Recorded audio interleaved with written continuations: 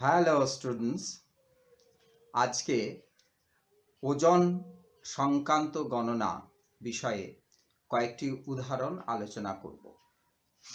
অনেকেরই এই বিষয়ে একটি সমস্যা হয় যে ওজন সংক্রান্ত গণনাগুলি ঠিকঠাক হচ্ছে না। এই ঠিকঠাক করার ব্যাপারে কতগুলো স্টেপ আছে, মূলত চারটে স্টেপ। এই চারটে স্টেপ যদি ঠিকঠাক হয় তাহলে রাসায়নিক গণনাটা করা যায়। প্রাথমিক জ্ঞান হিসাবে এটাকে নিতে হবে। তার মধ্যে প্রথমটি হচ্ছে যে কোনো একটা রাসায়নিক বিক্রিয়ায় তো যৌগগুলো থাকে, সেই যৌগের সংকেতগুলো সঠিকভাবে লেখা, প্রথম ধাপ। দ্বিতীয় হচ্ছে কিছু মৌলের পারমাণবিক গুরুত্ব মুখস্থ রাখতে হবে। তৃতীয় ধাপটা হচ্ছে এই পারমাণবিক গুরুত্ব থেকে যৌগের আণবিক গুরুত্ব কিভাবে নির্ণয় করতে হয় সেগুলো জানতে হয়। চতুর্থ ধাপ সেটি হচ্ছে গিয়ে তোমাকে একটি যে রাসায়নিক বিক্রিয়া বলবে সেই বিক্রিয়াকে সমীকরণ আকারে প্রকাশ করতে হবে এবং সেই সমীকরণটি সমিত করতে হবে। এগুলো করার পর রাসায়নিক বিক্রিয়ার থেকে ওজন সংক্রান্ত যে হিসাবগুলো আছে সেগুলো সম্পূর্ণ করতে পারব। তার জন্য আমি কয়েকটি উদাহরণ নিয়ে এগুলো আলোচনা করব। প্রথমত কিছু যৌগের সংকেত এবং তার আণবিক গুরুত্ব নির্ণয় করাটি আমরা আগে আলোচনা করে নিই। আমরা কতকগুলো মৌলের পারমাণবিক গুরুত্ব একটু মনে রাখার চেষ্টা করব। যেমন হাইড্রোজেন পারমাণবিক গুরুত্ব হচ্ছে 1, কার্বন পারমাণবিক গুরুত্ব হচ্ছে 12, অক্সিজেন পারমাণবিক গুরুত্ব 16, সোডিয়াম পারমাণবিক গুরুত্ব 23, ম্যাগনেসিয়াম পারমাণবিক গুরুত্ব 24, সালফার পারমাণবিক গুরুত্ব 32, ক্লোরিনের পারমাণবিক গুরুত্ব 35.5, ক্যালসিয়াম পারমাণবিক গুরুত্ব 40, কপার পারমাণবিক গুরুত্ব 63.5। এই পারমাণবিক গুরুত্ব কটা আমাদের একটু মনে রাখতে হবে। সবসময় যে পারমাণবিক গুরুত্বগুলো কোশ্চেনে সরবরাহ করে এরকম নয়, আণবিক গুরুত্ব বার করার যে পদ্ধতি আছে সেটা নিয়ে আলোচনা করছি। প্রথমে সোডিয়াম হাইড্রক্সাইডের সংকেতটা লেখা জানতে হবে। সোডিয়াম হাইড্রক্সাইড NaOH, NaOH যৌগ। ফলে সোডিয়াম হাইড্রক্সাইডের আণবিক গুরুত্ব বার করতে গেলে এই প্রত্যেকটি যে মৌল আছে এদের পারমাণবিক গুরুত্বগুলো জানতে হবে।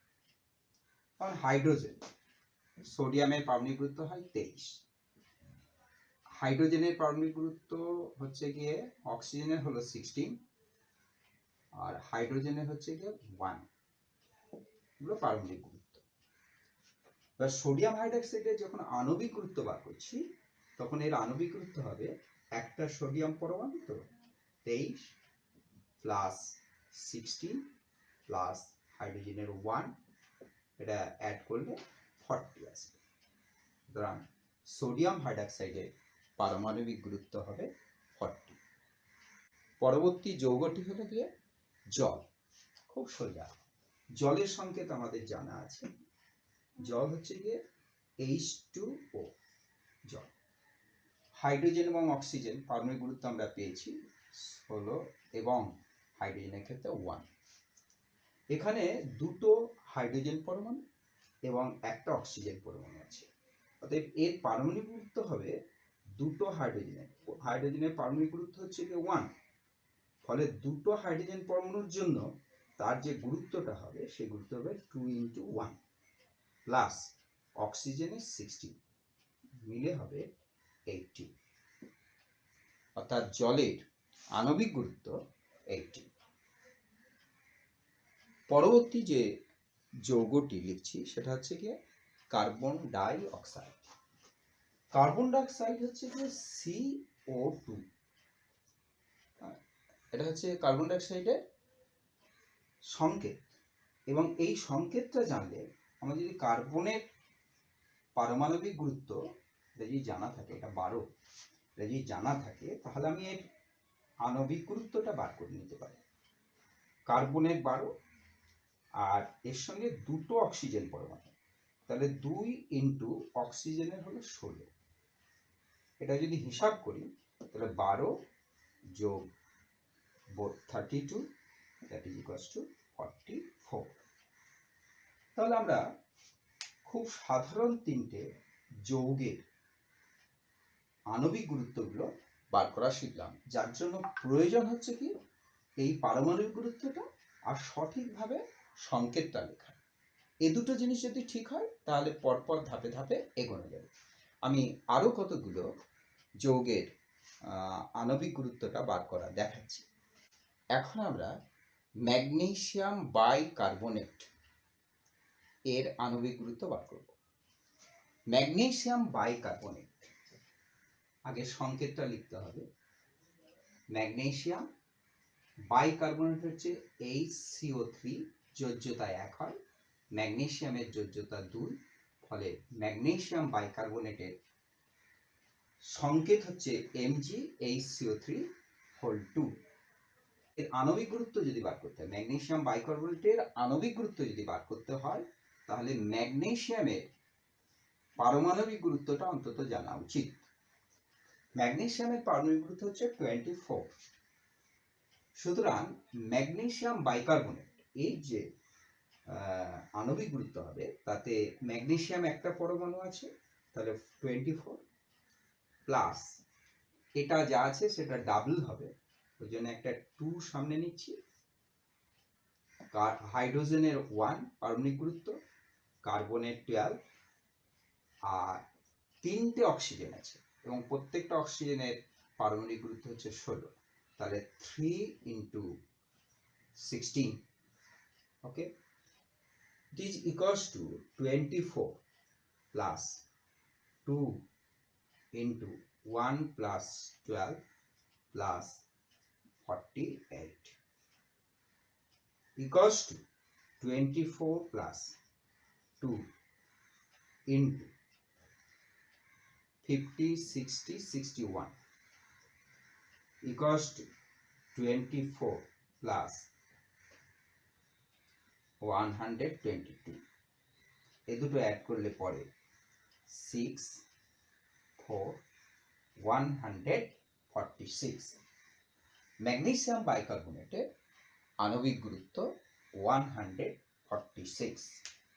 পরবর্তী যৌগটি অ্যামোনিয়াম সালফেট এর আণবিক গুরুত্ব। Ammonium sulphate NH4(2)SO4, NH4 ammonium, sulphate SO4, সালফেটের ভ্যালেন্সি হচ্ছে 2 অ্যান্ড অ্যামোনিয়ার ভ্যালেন্সি হচ্ছে 1, ফলে সংকেতটা NH4(2)SO4। এর আণবিক গুরুত্ব বার করতে গেলে আমাদের অন্যান্য যা আছে নাইট্রোজেন এবং সালফার, নাইট্রোজেনের পারমাণবিক গুরুত্ব হচ্ছে 14 এবং সালফারের হচ্ছে গিয়ে 32। Therefore এটা যদি আমি বার করি তাহলে দুটো, এই পার্টটা দুটো আছে, 2 ইন্টু নাইট্রোজেনের 14 প্লাস 4টে হাইড্রোজেন অ্যাটম আছে, পরমাণু 4টে, 4 into 1 plus 32 sulphur plus 4 into 16, 4টে অক্সিজেন আছে, ওই অক্সিজেন অ্যাটম আছে, তাহলে 4 into 16 equals to 2 into 14 plus 4 plus 32 plus 64, 2 into 18 plus 32 plus 64 equals to 36 plus 32 plus 64. This plus this 100, 100, 132. তাহলে অ্যামোনিয়াম সালফেট তার আণবিক গুরুত্ব হচ্ছে 132। এখন আমরা কিউপ্রাস ক্লোরাইডের আণবিক গুরুত্ব বের করব। প্রথমেই বলে রাখি, আবার সংকেতটা প্রথমে জানতে হবে। কিউপ্রাস ক্লোরাইড, কপারের valency 1, chlorine valency 1, this is cuprous chloride. এর আণবিক গুরুত্ব বার করতে গেলে কপারের পারমাণবিক গুরুত্ব জানতে হবে, এটা হচ্ছে 63.5, এবং ক্লোরিনের পারমাণবিক গুরুত্ব হয় 35.5। পারমাণবিক গুরুত্ব হবে গিয়ে 63.5 প্লাস 35.5 equals to 99. এটা কিউপ্রাস ক্লোরাইড। আমি কিউপ্রিক ক্লোরাইড গুরুত্ব বার করছি।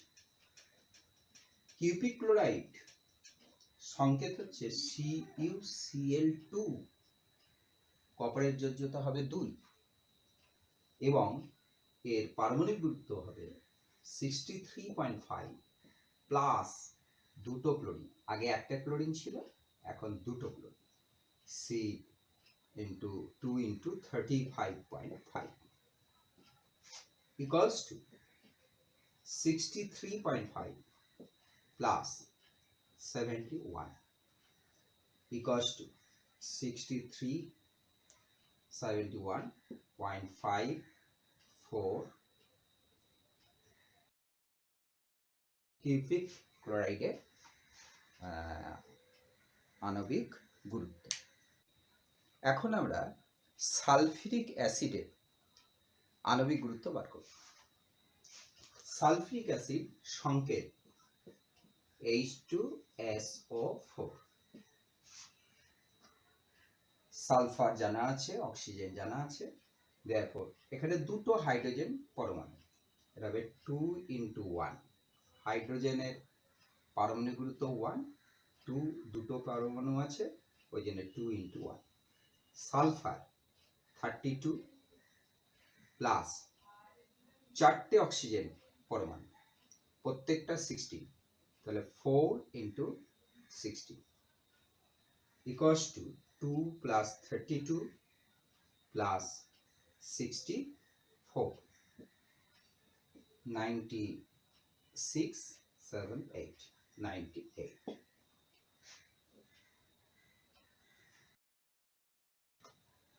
এরপর আমরা চুনা পাথর।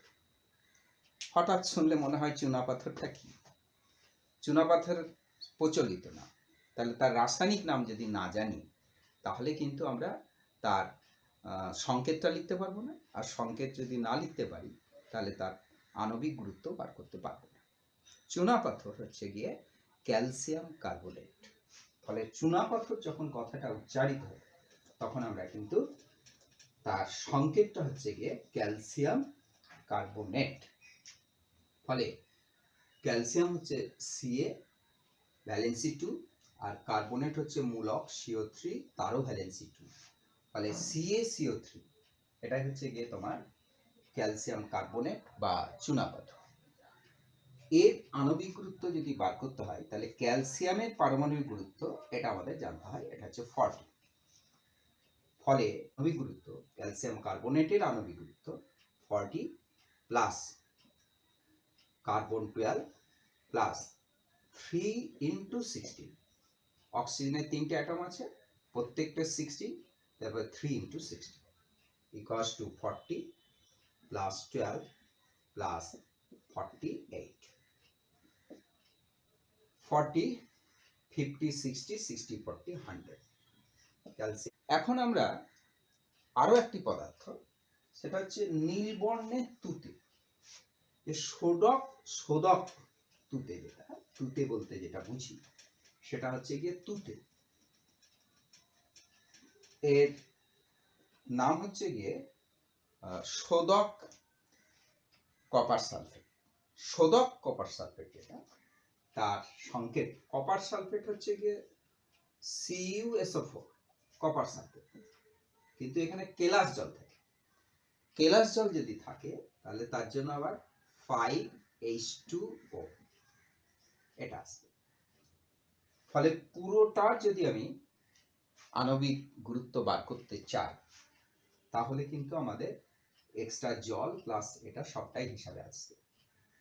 ফলে কপারের জন্য 63.5, সালফার 32, অক্সিজেন 4টে আছে, 4 × 16 প্লাস 5টা জল আছে, 5 × 2 × 1 plus 16 equals to 63.5 plus 32 plus 64 plus 5 into 16 plus 2 মানে 80, that is equals to 63.5 plus 32 plus 64 plus 90, 249.5।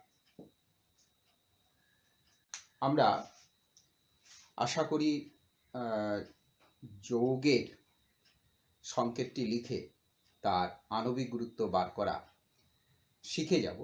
এটা প্র্যাকটিসের ব্যাপার, রেগুলার নিয়মিত প্র্যাকটিস করলে এগুলো রপ্ত হয়ে যাবে। সমস্যা কি দেখো, যে বলছে 128 গ্রাম সালফার ডাই অক্সাইড পেতে কত গ্রাম কপারের সঙ্গে সালফিক অ্যাসিডের বিক্রিয়া করাতে হবে। তাহলে একটা বিষয় যে কপারের সঙ্গে সালফিক অ্যাসিডের বিক্রিয়া ঘটলে সালফার ডাই অক্সাইড তৈরি হবে। তারপরে পরিমাণগত ব্যাপারটা পরের ধাপ, আমাদের রাসায়নিক সমীকরণটা লেখাটা আগে দরকার হয়ে গেছে, যে কপারের সঙ্গে লঘু সালফিক অ্যাসিডের যে বিক্রিয়া, সেই বিক্রিয়া ঘটিয়ে আমাদের সালফার ডাই অক্সাইড উৎপন্ন হবে। ফলে আমি বিক্রিয়াটা আগে লিখি, copper plus sulphuric acid CuSO4, copper sulphate, sulphur dioxide plus জল। বিক্রিয়ক পদার্থ এগুলি হচ্ছে বিক্রিয়াজাত পদার্থ। দ্বিতীয়ত হচ্ছে যে এই সমীকরণটা ব্যালেন্সড আছে কিনা, না থাকলে এটাকে ব্যালেন্স করতে হবে। আমরা দেখি যে ব্যালেন্স আছে কিনা। কপার কপার সালফেট, এখানে সালফার দুটো হয়ে গেছে, তার মানে এটা ব্যালেন্স নেই। সুতরাং আমাদের এটাকে ব্যালেন্স করতে হবে। যেহেতু দুটো সালফার আছে তার জন্য আমরা একটা 2 এখানে দিয়ে দিলাম, 2 হলো। হাইড্রোজেনটা এবার গন্ডগোল করেছে, হাইড্রোজেন আবার দিয়ে দিলাম, দুটো হাইড্রোজেন, দুটো জল অণু। তাহলে এবার দেখা যেতে পারে যে এটা ব্যালেন্স হলো কিনা। কপার মিলে গেছে, আমার সালফার দুটো মিলে, সালফার দুটো মিলে গেছে, চারটে হাইড্রোজেন মিলে গেছে, সালফার দুটো, অক্সিজেন হচ্ছে গিয়ে 4 × 2 = 8টা, এখানে 4টে, দুটো 6টা, 6টা দুটো 8টা। তাহলে সমীকরণটা ব্যালেন্স হয়েছে। এর পরের ধাপটায় আমি দেখব যে কোন পদার্থটি উৎপন্ন হবে আর কোন পদার্থর সাহায্যে হবে, মানে সমীকরণে যে ব্যাপারটা বলেছে, প্রবলেমে যে জিনিসটা বলেছে যে সালফার ডাইঅক্সাইডটা পাবো, হ্যাঁ, আমাদের বার করতে হবে কপারের পরিমাণ। তাহলে কপার এটা কতটা লাগবে আর সালফার ডাইঅক্সাইড কতটা উৎপন্ন হবে, পেতে হবে, সেটা হচ্ছে 128 গ্রাম সালফার ডাইঅক্সাইড পাবো। সমস্যাতে এটা বলে দিয়েছে 128 গ্রাম। তাহলে এটা কত লাগবে, আমি সেই পার্টটা আগে জানতে হবে। যে এখানে যে বিক্রিয়াটা হলো এর আণবিক গুরুত্ব, এটা যেহেতু এক পরমাণু, আণবিক গুরুত্ব পারমাণবিক গুরুত্ব দুটোই সমান, তাহলে এখানে তার পারমাণবিক গুরুত্ব আর এখানে এটার আণবিক গুরুত্ব কত আছে সেটাকে লিখতে হবে। আবারও দেখো, এই অঙ্কটায় যদি তুমি ব্যালেন্স না করতে তবুও উত্তর মিলবে, কিন্তু তোমাকে ব্যালেন্স করতে হবে, কারণ এটা পদ্ধতি। এই পদ্ধতি ফলো করনি মানেই তুমি জানো না যে এই অঙ্কগুলো কিভাবে করতে হয়। ফলে ব্যালেন্স তোমাকে করতে হবে, কাজে লাগবে না সত্যি কথাই, কিন্তু ব্যালেন্সটা করতে হবে। এবার আমি দেখি যে কপারের যে পারমাণবিক গুরুত্ব, হ্যাঁ, এক পরমাণু তো, এটা 63.5, এটা প্রবলেমে বলেই দিয়েছে এটা। আর সালফার ডাইঅক্সাইড হচ্ছে সালফারের 32, আর অক্সিজেন হচ্ছে 16, দুটো অক্সিজেন আছে 2 × 16, এটা হিসাব করে আসছে 32 + 32, দ্যাট ইজ 64 ইকুয়ালস টু 64। এটা যখন হবে তাহলে আমি এটাকে গ্রামে যদি লিখি তাহলে এভাবে লিখতে পারি, কোনো অসুবিধা নেই। কারণ আমার যদি এটা 3.5 গ্রাম যদি বিক্রিয়া করে তাহলে এখানে 64 গ্রাম সালফার ডাই অক্সাইড পাওয়া যায়। তাহলে আমাদের বলছে যে উৎপন্ন যে সালফার ডাইঅক্সাইড তার পরিমাণ হচ্ছে 128 গ্রাম। তাহলে এটা হচ্ছে 128 গ্রাম উৎপন্ন সালফার ডাইঅক্সাইড। তাহলে আমার এটা কত, তার মানে এটা যদি আমি x ধরি, এই xটা কত আমাদের বার করতে হবে।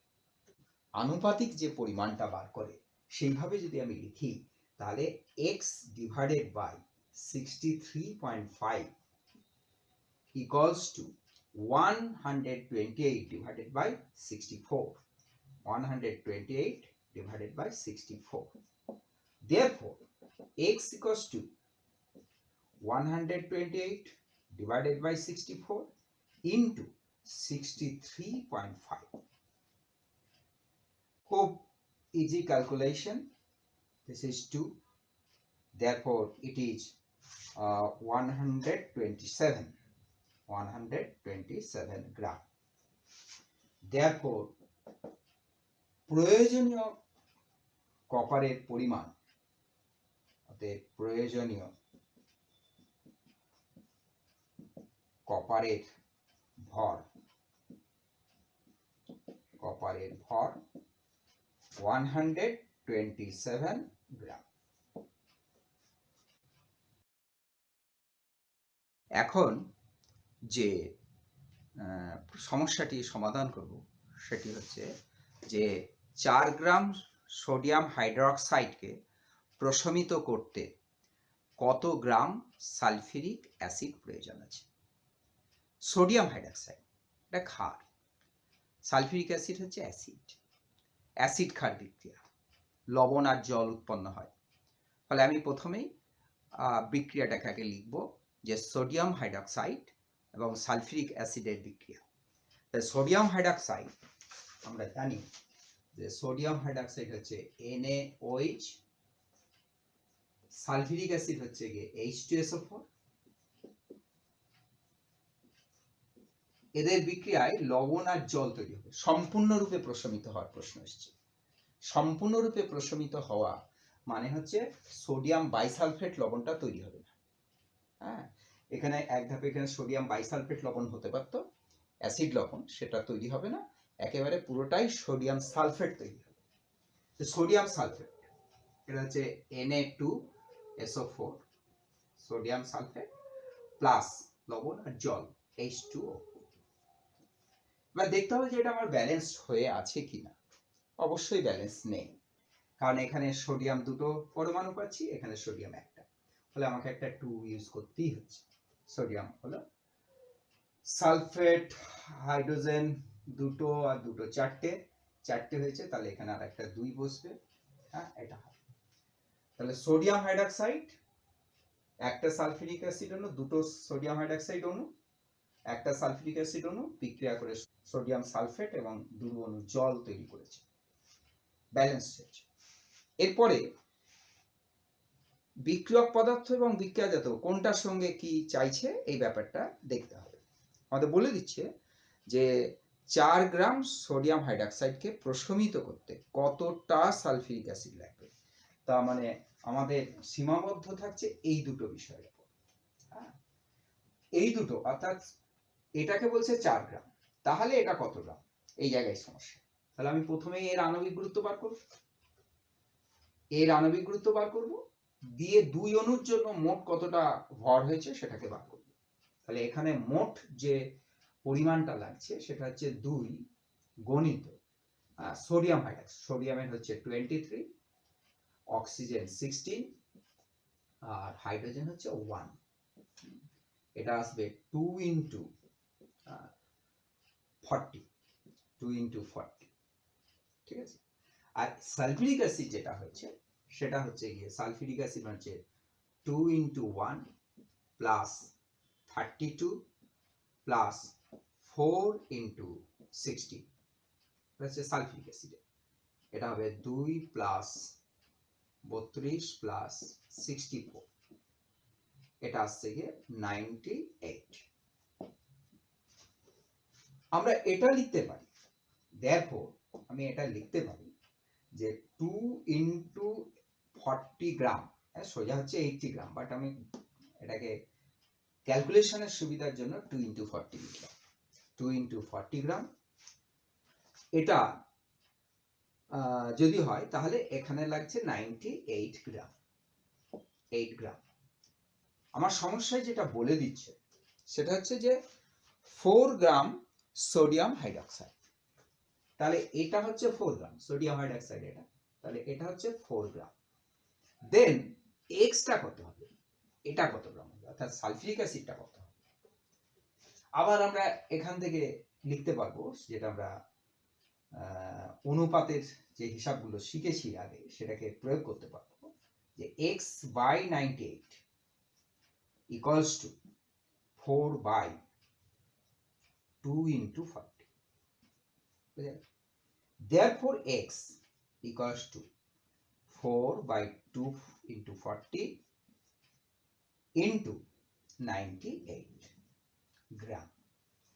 এটা ইকুয়ালস টু, দেখো এখানে এটা কেটে গেলে 10 হয়, এটা গেলে 49 হয়, এটা 4.9, 10 দিয়ে ডিভিশন আছে, এত গ্রাম। তাহলে আনসার যেটা হবে সেটা হচ্ছে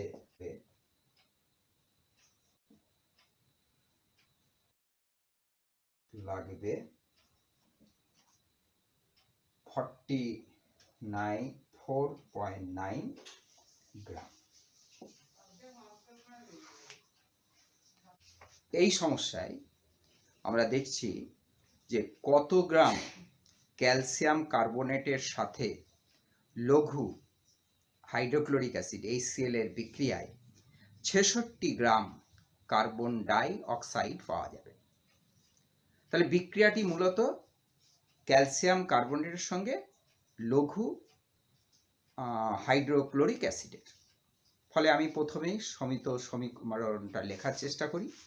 calcium carbonate CaCO3, calcium carbonate plus HCl, বিক্রিয়ায় কি তৈরি হয়, বিক্রিয়ায় হবে calcium chloride CaCl2 plus carbon dioxide plus জল তৈরি হয়। বিক্রিয়াটা সমিত নেই, কারণ আমার এখানে দুটো ক্লোরিন, তাহলে এখানে একটা 2 বসায়, ক্যালসিয়াম হাইড্রোজেন একটা, এখান থেকে একটা অক্সিজেন, 3টে অক্সিজেন পেয়ে গেছি, ক্যালসিয়াম একটা, ক্লোরিন দুটো, হাইড্রোজেন দুটো, কার্বন একটা, হয়ে গেছে, ব্যালেন্সড হয়ে গেছে। এখন আমাদের দেখতে হবে কোন কোন দুটোর মধ্যে রিলেশনটা আছে, কি কি চাইছে প্রবলেমে। বলছে যে ক্যালসিয়াম কার্বনেট, কত গ্রাম ক্যালসিয়াম কার্বনেটের সাথে, তার মানে ক্যালসিয়াম কার্বনেটটা আমার একটা বিষয়, আর উৎপন্ন পদার্থ যেটা, সেই উৎপন্ন পদার্থটা হচ্ছে গিয়ে 66 গ্রাম কার্বন ডাই অক্সাইড। তার মানে কার্বন ডাই অক্সাইড, এইটা আমার আর একটা বিষয়।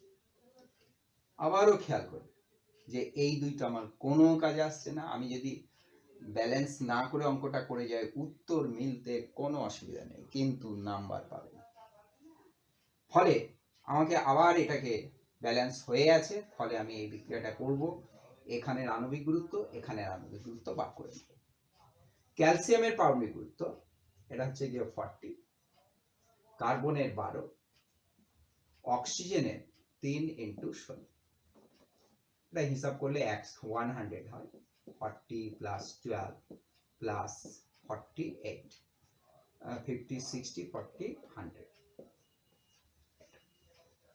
কার্বন ডাই অক্সাইড, এই কার্বন ডাই অক্সাইড হচ্ছে গিয়ে কার্বনের 12 আর 2 ইন্টু অক্সিজেনের 16, that is equals to 12 plus 32 equals to 44। কাজেই আমরা এটা লিখতেই পারি যে এটা যদি আমার 100 গ্রাম বিক্রিয়ায় অংশগ্রহণ করে তাহলে 44 গ্রাম কার্বন ডাই অক্সাইড উৎপন্ন হবে। যদি গ্রামে প্রকাশ করি তাহলে এটা বোঝাচ্ছে যে এটা 100 গ্রাম হলে এটা 44 গ্রাম হবে।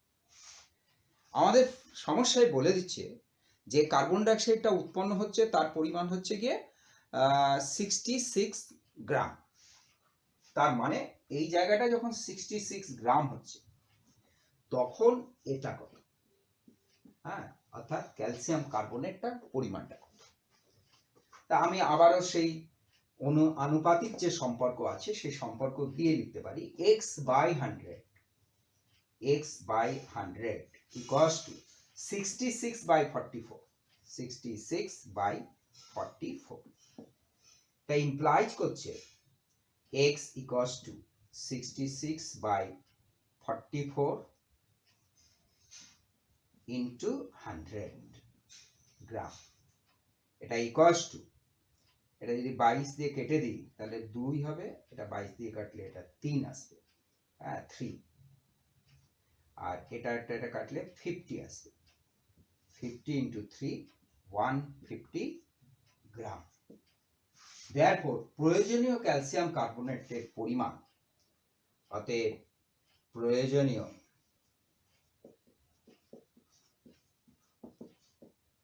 ক্যালসিয়াম কার্বনেট এর ভর 150 গ্রাম। আশা করি তোমরা ওজন সংক্রান্ত গণনা বিষয়টা বুঝতে পেরেছো। এখন নিজেরা প্র্যাকটিস করো। প্রচুর সমস্যা টেস্ট পেপার বা কোশ্চেন ব্যাংকগুলোতে পাওয়া যায়, সেই সমস্ত কোশ্চেন ব্যাংক ধরে প্র্যাকটিস করো। খেয়াল রাখবে যে কথাগুলো বললাম সেইগুলো অনুযায়ী করার চেষ্টা করবে। দেখো তোমার সমস্যাটা দূরীভূত হবে, তুমি যে পারছো না সেই ব্যাপারটা কিন্তু কেটে যাবে, তুমি পারবে এগুলো।